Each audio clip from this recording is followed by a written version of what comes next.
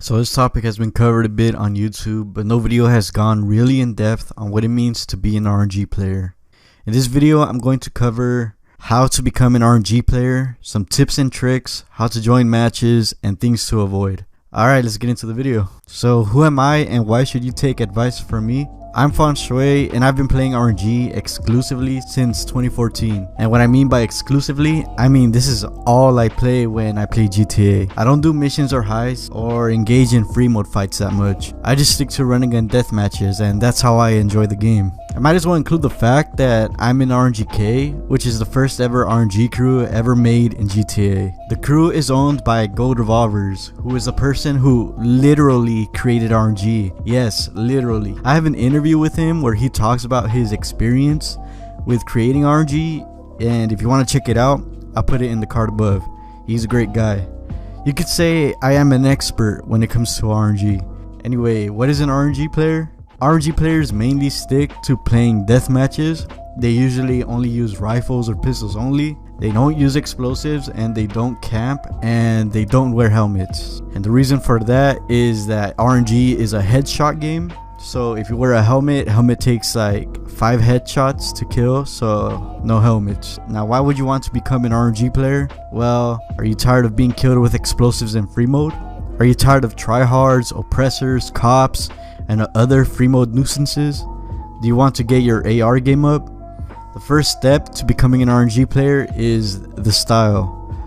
Ironically, RNG players dress just like tryhards except for one thing: they don't wear helmets.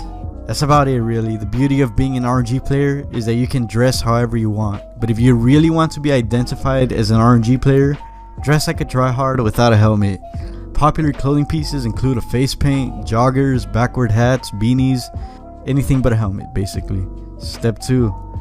Join a crew that has the letters RNG in the crew tag. This will definitely signal to others that you are in fact an RNG player. Step 3. Write in your about me in your profile that you are an RNG player. If you don't have a crew tag or a style that tells me you are an RNG player, I'll have to check your bio. If it doesn't say RNG there, then how will I know you play RNG? I won't know. I will assume you're a random, and I'll probably kick you from my TDM. So now you're dressed apart and you have a crew tag with RNG in it. Now you want to join an RNG match. So step 4.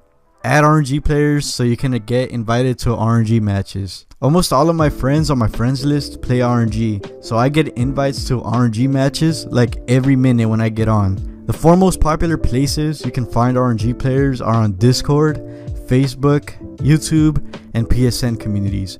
These 4 places have huge RNG communities. I'll have links to popular RNG Discords and Facebook groups in the description. As for YouTube, watch RNG YouTubers. RNG YouTubers are likely to add you so you can play with them. Their subscribers as well are usually RNG players. In fact, if you're an RNG player and want friends to play RNG with, comment your PSN below and then say add me for RNG, and I'll add anyone who comments this, and hopefully others will add you too. I also include a popular RNG map that you can host yourself. Okay, so now you look like an RNG player, you have the crew tag, an outfit, and some friends. Now I will teach you how to play RNG. The game is very simple. The name itself implies how you should play. You run and gun. You don't hide, you don't take cover or run away. Now I will address things to avoid doing if you don't want to be hated, blocked, or kicked from TDMs. Don't do this. This is called corner shooting or in and outing. RNG players will probably kick you from matches if you do this. Not probably though, they'll most likely kick you if you do that. Don't run away from fights. Don't wear helmets. People will automatically kick you from death matches if you join with a helmet on.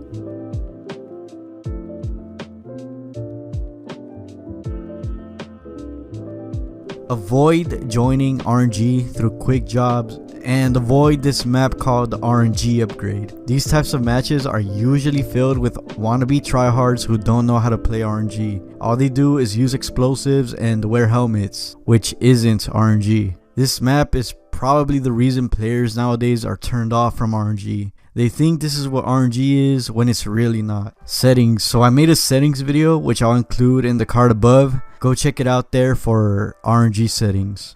There are a couple popular moves you can do to avoid getting killed in RNG matches, and I'm gonna cover 3 of them today. The first one is the sidestep. The sidestep puts your character's head in a weird position and makes it hard to aim at. The best and most effective sidestep is the left sidestep, but you can also sidestep to the right, which is sometimes unpredictable. To do a sidestep, just make your character move to the left. You want to do this after you roll first.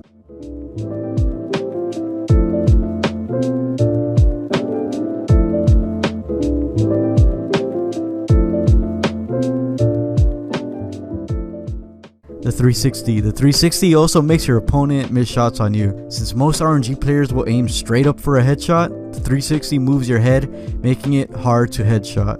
To do this move, just move your right stick in a clockwise motion. It's pretty hard to pull this one off, but when you do, it looks pretty cool.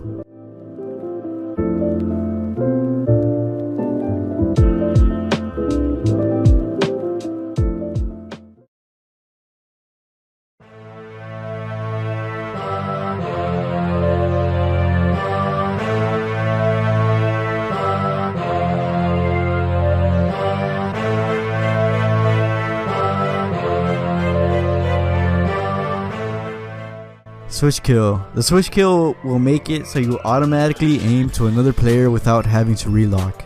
This makes for very fast kills.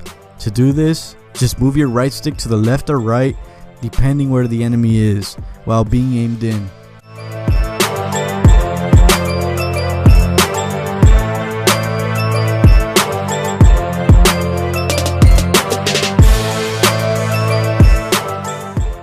If you guys want, I can make a much more in-depth guide showing you guys different variations of sidestepping and stuff. If you want to see that video, just let me know in the comments. And congratulations, after watching this video, you now have what it takes to become an RNG player. If this video helped you out, make sure to leave a like and subscribe for more RNG videos and weekly content. Besides the facts that I named in this video, you can tell when you get your skills up, when you start getting accepted into good crews. And there's a lot of crews, there's a lot of RNG crews out there. It's a really fun play style, and I would definitely recommend it. I mean, it's kept me playing for so long that like I don't really find anything else but RNG fun in GTA. That's just how it is. And yeah, I would definitely recommend this playstyle to anyone. It's a really fun playstyle.